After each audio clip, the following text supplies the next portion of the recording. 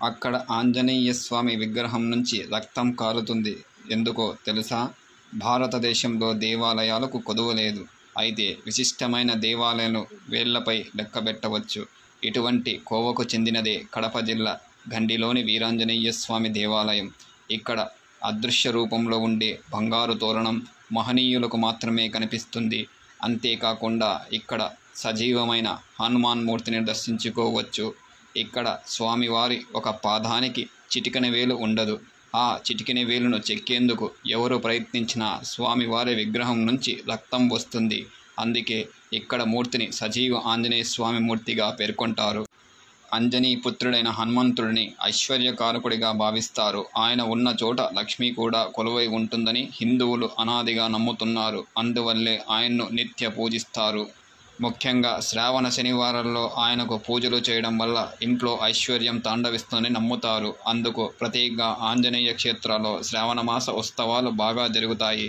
ఈ నేపథ్యంలో కడప జిల్లా గండి క్షేత్రంలో ఉన్న వీరాంజనేయ స్వామి శ్రావణ మాసంలో 4 వారాలు ప్రత్యేక ఉత్సవాలు కన్నుల పండుగగా నిర్వహిస్తారు. వివిధ రాష్ట్రాల నుంచి భక్తులు వేల సంఖ్యలో వస్తారు. అసలు ఆ స్వామి ఇక్కడ వెలియడానికి ప్రధాన కారణం ఆ శ్రీరాముడే. త్రేతాయుగంలో రాముడు భార్యను రావణాసుడు అపహరించిన విషయం తెలిసిందే. ఆ సమయంలో సీత కోసం రాముడు చాలా చోట్ల తిరుగుతాడు. అయితే ఆయనకు ఎక్కడా సీత కనిపించదు. ఈ నేపథ్యంలో లక్ష్మణుడితో సహా శ్రీరాముడు ప్రస్తుత గండి క్షేత్రానికి చేరుకుంటాడు. త్రేతాయుగం నాటికే ఆ ప్రాంతం వాయుక్షేత్రంగా ప్రసిద్ధి చెందినది. ఇక్కడ వాయుదేవుడు తపస్సు చేసుకుంటూ ఉండటం వల్లే ఈ క్షేత్రానికి వాయుక్షేత్రమని పేరు వచ్చినట్లు చెబుతారు.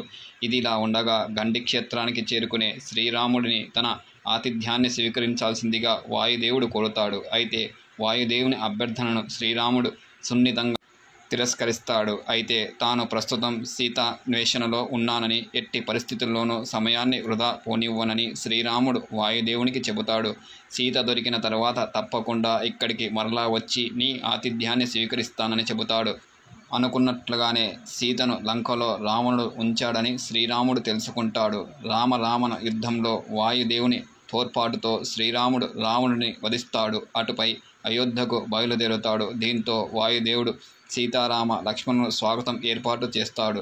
వారు గండి క్షేత్రానికి వస్తున్న విషయం తెలుసుకొని అక్కడ తన తపోశక్తిని వినియోగించి ప్రకృతిని అందంగా తీర్చిదిద్దుతాడు. ముఖ్యంగా గండి క్షేత్రానికి దగ్గర బంగారు తోరణాన్ని నిర్మిస్తాడు. 2 కొండను వేరు చేసే పాపాగ్ని నదిపై నిర్మించిన ఆ బంగారు తోరణం సూర్య రశ్మి సోకి విభిన్న అందాలతో శ్రీరామచంద్రునికి స్వాగతం పలుకుతుంది. ఇక్కడి ప్రకృతి అందాలకు శ్రీరామచంద్రుడు, సీత, లక్ష్మణులు పరవశించిపోయి ఆతిథ్యం స్వీకరించడానికి ఈ గండి క్షేత్రంలో కొద్దిసేపు ఆగుతారు. ఆ ముచ్చట చెప్పుకుంటూ కాలం గడుపుతారు. ఆ సమయంలో తనకు యుద్ధంలో సహాయం చేసిన హనుమంతుడిని తలుచుకుంటూ శ్రీరామచంద్రుడు హనుమంతుడి విగ్రహాన్ని అందంగా చెక్కుతాడు. ఇంతలో అయోధ్యకు చేరే సుముహూర్తం దగ్గర పడుతుంది తెలుసుకున్న శ్రీరాముడు ఆ ఆంజనేయుడి విగ్రహాన్ని పూర్తి చెయ్యకుండానే అయోధ్యకు బయలుదేరతాడు. ఇందుకు ప్రతీకగా ఇక్కడ ఆంజనేయుడికి కాలికి చిటికెడు వేలు ఉండదు. కాగా వాయుదేవుడు కట్టిన ఈ బంగారు మామిడాకులు తోరణం అదృశ్య రూపంలో శాశ్వతంగా నిలిచిపోయింది. భక్తులు ఇప్పటికీ నమ్ముతారు.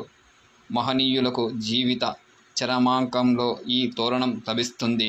స్థానిక కథనం ఇందుకు ఉదాహరణగా 18వ శతాబ్దంలో అప్పటి మద్రాస్ రాష్ట్రంలో దత్త మండలానికి కలెక్టర్గా ఉన్న సర్ థామస్ మొనక్కు ఈ బంగారు తోరణం కనిపించింది. ఈ విషయాన్ని కడప గ్రెటిల్లో కూడా చూడవచ్చు. శ్రీరాముడు వాయుదేవుడు ఉన్న గండి క్షేత్రానికి వచ్చింది శ్రావణ మాసంలోనే.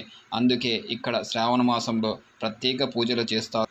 చివరి శనివారం వీరాంజనేయుడిని ఒంటెపై పురవీధుల్లో ఊరేగిస్తారు. తిరుపతి నుంచి వచ్చేవారు రాయచోటి మీదుగా ప్రయాణించి వీరాంజనేయుడిని సందర్శించుకోవచ్చు.